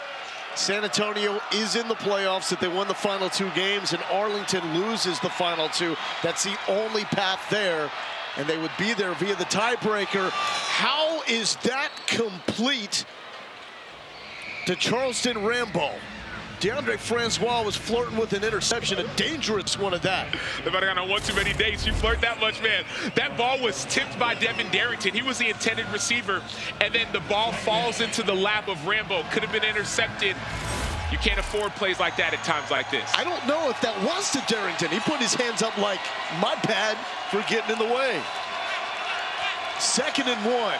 Guardians have been eliminated. They're fighting for a strong finish here. 3 on the play clock. Francois into tight coverage. Broken up by a pass intended for Charleston Rambo. And that is Sean Williams, who is slowed. Former captain from Navy. Being checked out. This is San Antonio defense that is already thin. They lost their leader on the back end, Jack Kerner, to an MCL injury after an interception last week. Ryan Lewis, standout DB, lost with a hammy injury. Sean Williams also fulfilling his naval service while playing in the XFL. In the city of San Antonio, you got a soft spot in their heart for players from the Naval Academy, as this is the house that David Robinson built. Let's throw down the Fitz. I reached out to Ken Niumatalolo, former legendary Navy head coach, about Sean Williams, and he summed him up as an unbelievable person off the field. Guys gravitated to him. That's why he was a captain. Also a fearless, fierce football player. You talk to anybody at Navy about Sean Williams, Scott Strassmeyer, their longtime SID, they sing the same, all say the same thing. One former teammate, hold on, Lowell, go ahead with this. Yeah, this is Darrington to the open field. I dare you to bring him down. Adewusi will try inside the 5. Devin Darrington. That's Harvard speed right there, Sam. Well, we're seeing the same thing over and over again. It's 3rd down. You're rushing up the field, but Drew Beasley, in this case, you have to see the offensive tackle as a square stance. He's not pass blocking. He's run blocking. And so you have to go quarterback to cutback. Your job is to keep that ball from cutting back, and that's the 2nd time we've seen San Antonio gives up a big play on 3rd down, thinking it's pass. 59 yards for Darrington. Trying to stay up, one-handed tackle there by Delonte Scott. Saint over yet as we head to the final 5 minutes of a game that means far more for the San Antonio Brahmas than it does for the Orlando Guardians. That is when it comes to the playoff picture. But every player on the field is looking to put together positive film to get a shot in the NFL. Darrington just put together a highlight.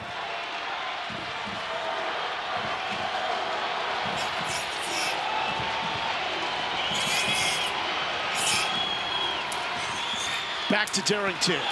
Dropped immediately. Rico Jeffers, welcome back. Returning to the Brahmas defense after missing time on the IR with an ankle injury. Former Texas Tech Red Raider.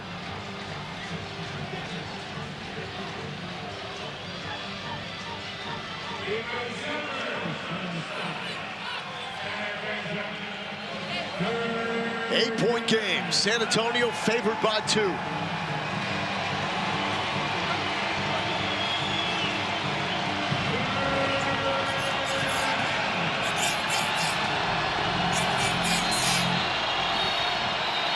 And a timeout by Orlando.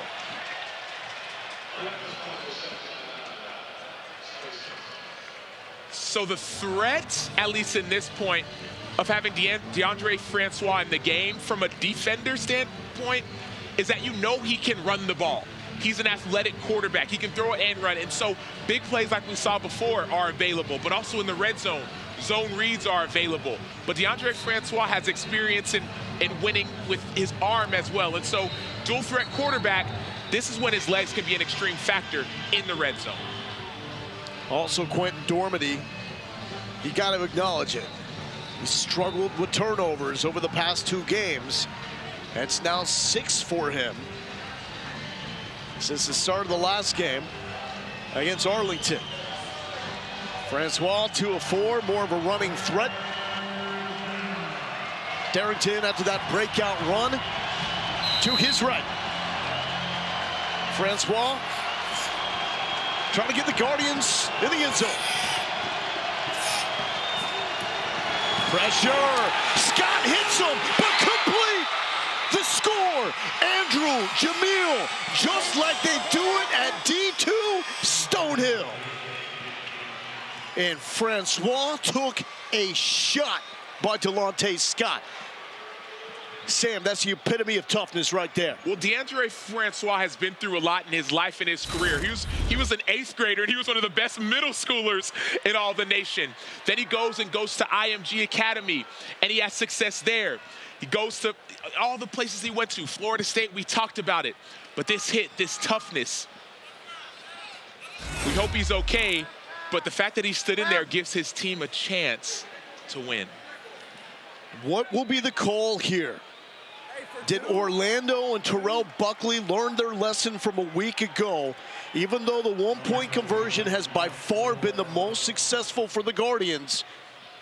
2 ties the game. 3 gives them a lead. Now, if they don't get this, another decision is coming up. Do they want the 4th and 15? Make it, keep it. But let's live in the moment. Dormady now at quarterback. 180! White side! Pressure. Way overthrown to Jordan Thomas. 2-point Brahmas lead, just like Vegas thought it would be. Obvious miscommunication between quarterback and receiver. You see it in the arms, see the frustration by Jordan Thomas. He knew he was open on the slant. He'd have been open on the fade.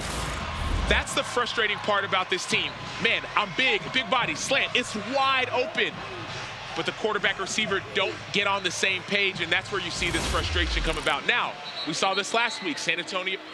Orlando didn't convert late in the game. They got a defensive stop, then they got the ball back, and they had a chance to go and win on a last-second field goal before they fumbled the ball away. And so, you've been here before, but will you, like Coach Buckley said at halftime, finish? Here's what concerns me.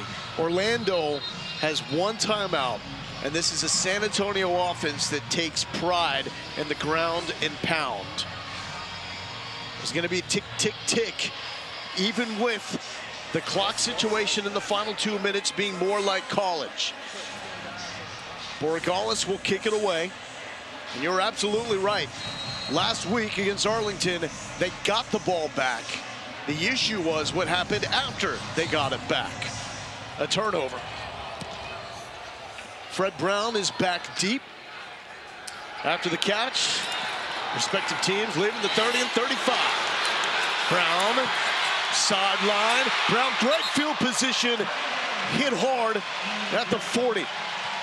San Antonio's looking for a flag, and it ain't there. 35-yard return. Here's Chris Button. Well, Francois, after taking that huge hit, they were looking at his left ribs. He's going up, high-fiving everyone, saying he's good to go. He'll go in if they get the ball back. Sam, that is standing tall in the face of pressure in so many ways. And the fact that he could even go in if they get the ball back means a lot, too. That dual threat means everything for this team. Now it's time for San Antonio to play keep away. We'll go.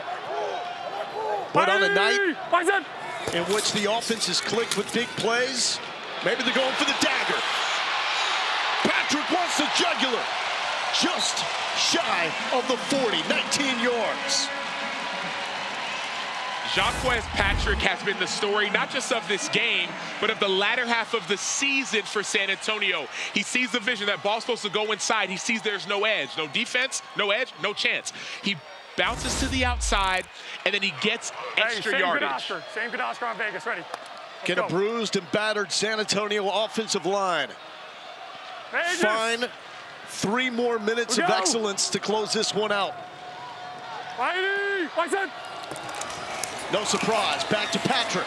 Patrick, ping pong, 2 more yards. Omaha, go. Brahmas need 2 straight, combined with 2 straight losses for Arlington. All of the Guardians are there. That's gonna set up a pivotal 3rd down as we're getting close to the 2-minute warning. Now we can go down to the 2-minute warning unless Orlando wants to use a timeout here. And they will elect to take this all the way down to the final 2 minutes. Sam, you wouldn't know it. 2 teams with a combined 3 wins. This feels like a playoff game. 3rd and 6. Cone, his best game continues. To Akers, that will be a 1st down. Clutch throw. And now, with under 2 minutes left, 1 timeout for Terrell Buckley. That was the stop that the Guardians needed. Hey, let's go, bad frog, let's go. Let's go. Sam, you're gonna push the clock? Jack Cone is looking like a dude. Hey, we're good. And it's not only Jack Cone, it's all the guys who have stepped up around him. Now, obviously, this involves line to gain, so Dean Blandino can review it. He's seen it was a correct call. Hey, we got time. No more timeouts. We got time. This game is very close to being over. Now, tick, tick, tick. We got time. Orlando can stop the clock only once. Here we go. All right, here we go. Omaha, we go. Back to Patrick. Weaving. And this should be that timeout for Orlando. Sam, I just go back, even though it's still relatively early for that 4th and 15 opportunity, it's there for a reason. It's built so you have a shot to get the football back. Why not take advantage of it? Because last week you were in this position and you didn't take advantage of it, and it worked out very, very close to being in your favor, to the point that you were the one who beat yourself. You didn't get beat, you beat yourself, you fumbled the ball away. And so in this position, you're thinking, okay, if I get a stop like I did last week, I'll have an opportunity. It didn't work in your favor. 3:55 was left on the clock when San Antonio got the ball back. Now, if you're down by 2 and you trust your defense anyways, go for the 4th and 15 and hold even if you don't get the ball back. Force a field goal and you still got time. But that's too big of a field position switch. That 4th and 15 is from the 25-yard line, your own 25-yard line. So if you don't get it, that's a guaranteed field goal, maybe a touchdown. So I don't disagree with the decision, but now the position has been changed. The fact remains you needed the ball back to have a shot to win the game. And you may watch the final 127 tick away without finding the football again. Patrick will try to put the finishing touches on it, but man, this Orlando defense, they are hidden even in the final moments of this game. Orlando has not won on the road. San Antonio has not won at home. And that's an injured Guardian, Gerald Willis, down in pain.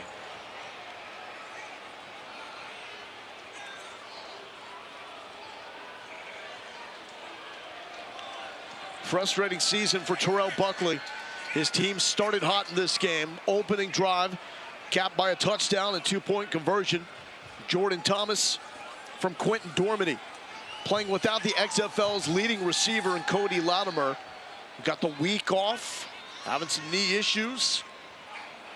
And they've been so close, so painfully close in so many games. But so has Hines Ward and the San Antonio Brahmas. But they're finding a way to stay alive. Is it too little, too late when it comes to the XFL race?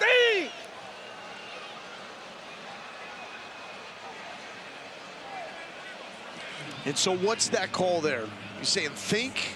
What are we looking at here? So I'm not sure what happened before for him to talk about think, but I think it has to do with, you heard him say it should be over with. That's our time. 10-second runoff, what's going to happen with this injury. And so he's saying, let's find a way to get this first down, be smart, 10-second runoff, and let's end this game. Let's not give it back to Orlando. The teams that have had the most success are the teams that take advantage of what make the league unique. The 4th and 15, the fact that you have 1, 2, or 3-point conversions. That hasn't been the case for Orlando, taking advantage of the intricate nature of this XFL. Dean, you heard Coach Ward say, hey, 10 seconds, expected a 10-second runoff. Why didn't we see it there? By rule, we don't have a 10-second runoff against the defense. What happens there is the play clock goes to 35, and then the game clock starts on the ready for play. So that, in essence, becomes almost like a 10-second runoff because they're not gaining an advantage. Patrick is bottled up, and he is brought down by Savion Patton. And this will end the game. In San Antonio for the first time, they win in front of their home fans inside the Alamo Dome. But most importantly, they are still alive in the XFL South race. They need to win the regular season finale against DC, and they need to hope that DC beats their competition, the Arlington Renegades, tomorrow, and that Arlington loses again.